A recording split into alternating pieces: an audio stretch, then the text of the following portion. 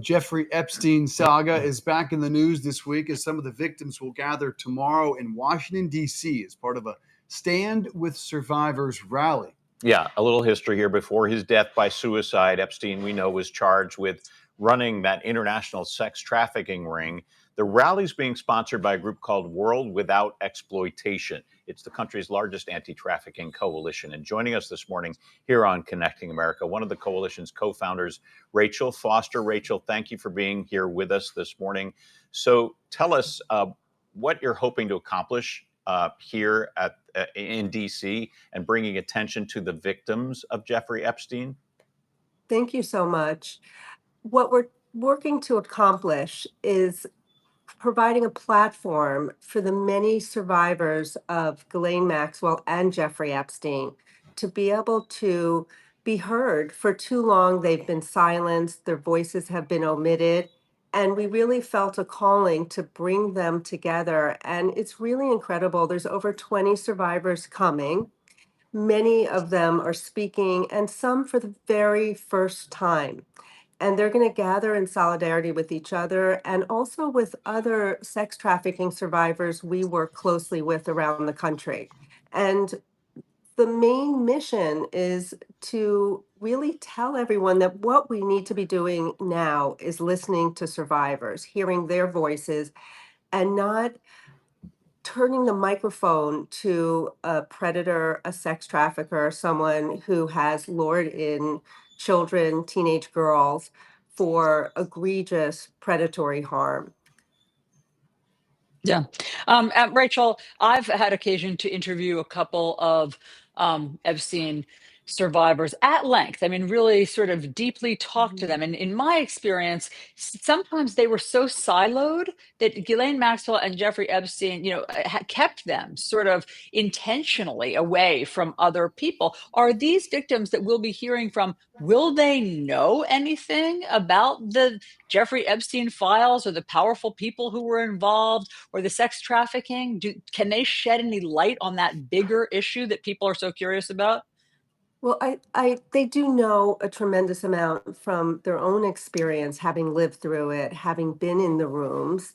Remember, they are still decades later suffering, and you know this from your interviews, tremendous trauma. And it doesn't go away even 20, 30 years later. They were subjected as very young, very impressionable, vulnerable teenagers and young adults to people who had tremendous power, who were predatory, who knew exactly how to exploit their vulnerabilities, and they subjected them to incredible harm and trauma. And this is what we see in terms of sex trafficking. People often have an idea that it's foreign-born victims who are brought to this country. It's happening in certain communities, but not our own. And this sheds light on the reality that vulnerable people, particularly youth, are sex trafficked right under our noses. And Epstein and Maxwell really isolated them and had enough power to be able to lure them in and then use that trust and that access to something that they may have wanted, like a job or some upward mobility, to eviscerate their sense of safety in the world. And we need to know that this is what happens around the country. And we work very hard to create legislation and have survivors speak out on legislation that holds those most powerful accountable for the harm, the sex buyers and the pimps, and to provide services and exit strategies for those who are harmed. And we've seen major changes in Maine and New Hampshire, but we work closely with amplifying the voices of survivors, of those who have lived through this trauma and this violence. Rachel, sadly, this, like so many things, has been politicized. This Capitol Hill event will be both Democrat and Republican represented, Ro Khanna and Thomas Massie. What is your message to Congress, who they adjourned early to try to move attention away from this? What is the message to Congress regarding the Epstein files and to the president, who is said to be considering a pardon for Ghislaine Maxwell?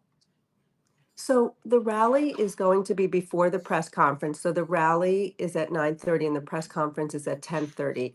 And this is a nonpartisan, non-political event. And what the survivors want is the release of the files, obviously with the protection for them that their names are redacted. They want transparency and they want a truth-finding mission.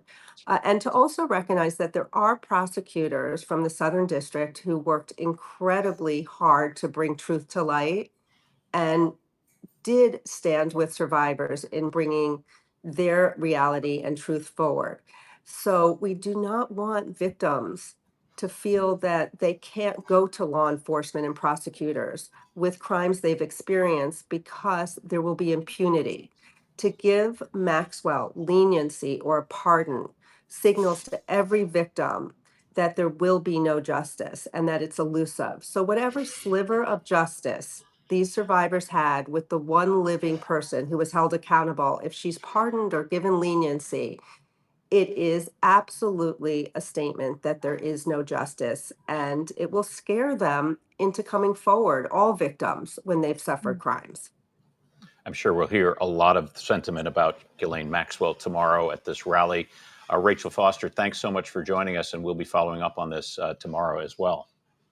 Yeah, All right. I'm so glad that Rachel, just quickly, that Rachel pointed Yep. out how vulnerable these women were, because I think we sometimes forget Jeffrey Epstein paid for their rent, some of them. He paid for their college education, some of them, or any kind of ongoing education. They were so dependent upon Jeffrey Epstein. Many of them were estranged from their families, alienated somehow. So that is part of how the whole ring worked.